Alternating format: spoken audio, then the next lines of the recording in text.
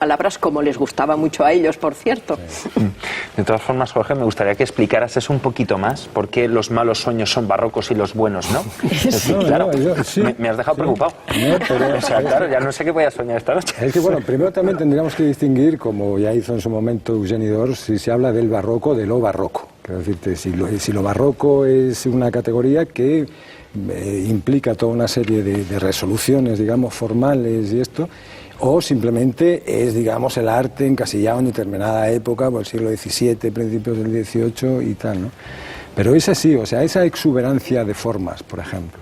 Un mal sueño, yo no sé, si queréis hablamos de psicoanálisis y malos sueños, ¿no? Pero los malos sueños siempre están plagados, es un poco el horror vacui, o sea, no hay nada que esté vacío en un mal sueño, o sea, no, está siempre completo de cosas, siempre hay sensaciones de profundidad, por ejemplo. Hay esa teatralización de la que hemos hablado antes a través de los juegos de claro y de oscuro, ¿no? De profundidades, no es plano, o sea, tú no tienes un mal sueño con Botticelli, por decirte algo, tienes un sueño en el que podría ser un cuadro de Botticelli, ese te aseguro yo a ti que no es un mal sueño, ¿no? Ahora.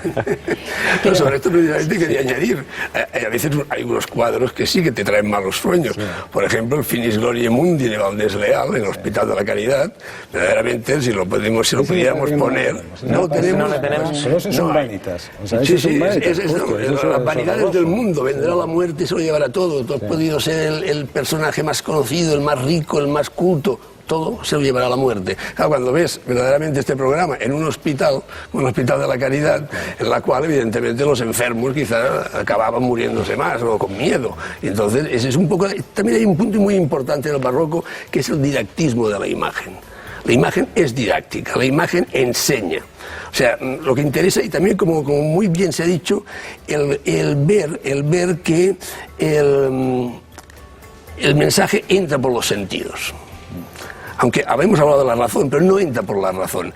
Una cosa que entra por los sentidos casi te fulmina, pero muchas veces después te olvidas. Los ejercicios espirituales, por ejemplo. Cuando salíamos en los tiempos de los ejercicios espirituales queríamos ser misioneros, pero se nos pasaba enseguida. En cambio, si hubiera entrado por la razón, seguramente hubiéramos acabado misioneros. La imagen es una constante, la imagen barroca tiene que ser constante y de esta manera verdaderamente cumple su función, diríamos, didáctica y también un poco, diríamos, en este sentido, maléfica en algunos momentos. Sí, ese punto es muy importante porque, lo decía antes la profesora Subirana, claro, es que... pensemos en una época en que, por ejemplo, en Europa, que podía haber entonces 50 millones de habitantes en toda Europa, y que supieran leer y escribir eran una minoría muy minoritaria, y que supieran latín, que era la lengua de la cultura, más minoritario, era pequeñísima la cantidad de personas. Entonces era fundamental poderse dirigir a un público amplio a través de la imagen. Por eso la importancia de la teatralidad, la importancia de todos esos programas de pintura, de escultura, de arquitectura, y luego también la importancia que tiene la fiesta como una manera de celebración donde nada es ingenuo, todo tiene una finalidad, que es lo que comentabas tú, de quién pretende una cosa y a quién va dirigida, y entonces esa relación poder-sociedad pues es importantísima también a través de estos mecanismos. Y ese didactismo, que es absolutamente cierto, como están apuntando los dos ponentes, ese didactismo se había producido, por ejemplo, ya en el románico. O sea, esa situación de analfabetismo extendido, esa incapacidad, digamos, de acceder a los textos escritos, a la Iglesia pues tiene que mostrar, pues, digamos, su ideología y tiene que mostrar sus dogmas a través de imágenes. Lo que pasa es que, por ejemplo, en el románico se hace de una manera simbólica, mientras que, digamos, la importante innovación del barroco es que se hace de una manera naturalista. O sea, no te lleva a las correspondencias simbólicas, de decir, estás viendo un monstruo, por lo tanto tienes que asustarte. No, te están mostrando a un santo con cara de ser humano, o sea, muy humanizado, padeciendo un sufrimiento que puede ser el tuyo. Tenemos, creo, también una imagen por aquí, la de José de Rivera, el martirio de San Felipe.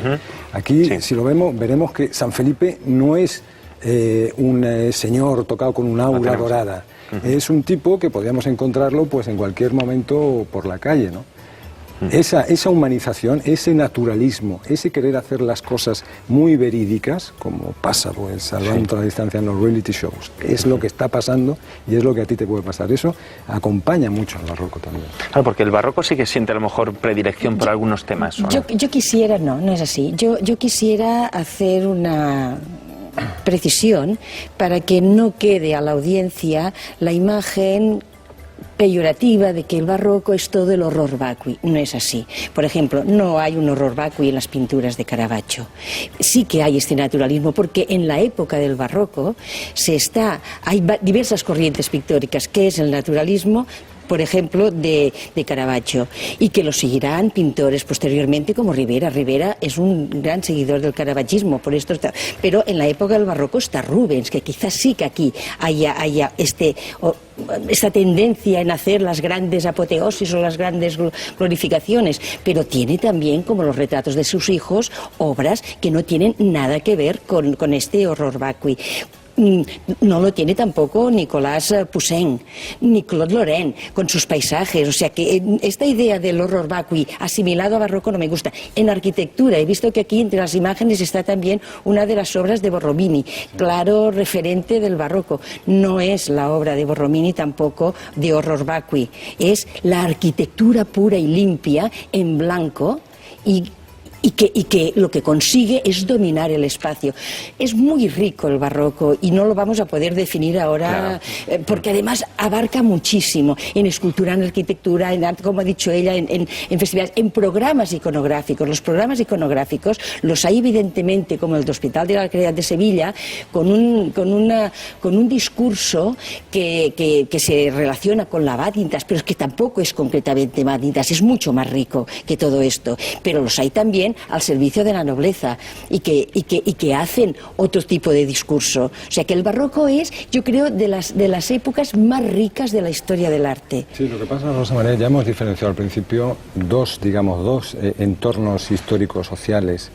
El de la burguesía, digamos, por ejemplo, un cuadro de Vermeer no tiene nada ni de horror vacui ni de horror. La mayoría, Caravaggio tiene mucho de horror, quítale lo de vacui, pero tiene mucho de horror, digamos, ¿sabes?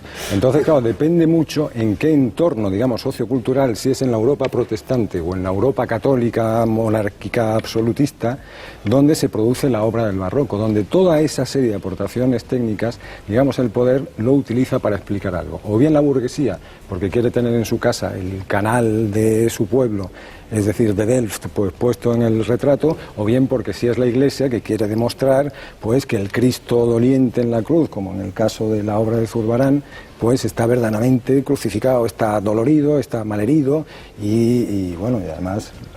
Sí, no, yo creo que también... añadir para la corte, y que tampoco tiene nada ni de horror ni de vacui. Es de una esencialidad. Hay mucha variedad. Hay mucha. Yo querría hacer también otra reflexión. Precisamente hay una obra, una de las obras que a mí de Rubens encuentro que es la apoteosis del horror vacui, volvemos a esto, que es la que ellos condenados al infierno. Parece un Jackson Pollock. O al revés, Jackson Pollock parece Rubens. Es decir, que el barroco lo situamos, diríamos, cronológicamente en un momento, pero yo creo que el barroco ha continuado igual que el clasicismo vivía, diríamos, junto con el barroco, y hay un neobarroco también. En este sentido. Se podría ver. Esta obra, precisamente, cuando la ves por primera vez, no ves nada. Prácticamente, después te tienes que ir fijando. Claro, es la primacía del conjunto, el conjunto sobre el elemento. Aquí no puedes coger una figura y separarla de la otra. Están entrelazadas completamente. Dice, es una obra apoteósica, en este caso concreto, con me parece que está al revés. O sea, pero es igual, porque verdaderamente si la ves del derecho tampoco te das cuenta de nada. Es un poco lo que Wolfling cuando habla dice que es una obra oscura, y no oscura en el sentido del color o de la sombra y la luz, sino oscura porque cuesta de entender. Tú ves un cuadro de renacentista y aquí está la Virgen, aquí hay un orante, aquí hay un orante. Los vas separando, podrías hacer 3 cuadros. En el barroco no puedes hacer 3 cuadros, porque hay esta unidad, y esta unidad para mí es fundamental en el barroco. Es exigente, y hay otra característica muy concreta del barroco, que es el dinamismo. Dentro de esa gran comprensión, digamos, que estamos hablando, de la teatralidad. En el teatro las figuras se tienen que mover. o sea, no son estáticas, ¿no? Y en esta obra pues especialmente se ve ese dinamismo y esa exigencia al espectador, que tiene que entrar, tiene que participar, tiene que estar golpeado, digamos, en sus emociones para poder intentar descifrar, en este caso horrorizarse frente a esta posible caída al infierno, ¿no? Es que ese sentido del movimiento que tiene siempre el barroco tiene cuestiones muy profundas, porque, por ejemplo, el pensamiento barroco es un pensamiento de la caducidad de la vida, de la fugacidad del tiempo, de lo que ahora es y dentro de un instante no va a ser. Y entonces eso de alguna manera se expresa a través de todas las formas de arte, de pensamiento, de literatura, o sea que es lo que ahora es que ya deja de ser, como la rapidez de los programas de televisión. Efectivamente, por eso tenemos que hacer ya un alto en el camino. Ya te veíamos nervioso. Muchísimas gracias a los cuatro, es lo que tiene. Me queda un poco este barroquismo que llevamos todos, ¿no? Muchísimas gracias a los cuatro por este paseo por el arte gótico. Gracias, ha sido un verdadero placer. Barroco, es verdad. ¿Ves? Tantos sistemas, tantos estilos. En fin, nosotros ahora...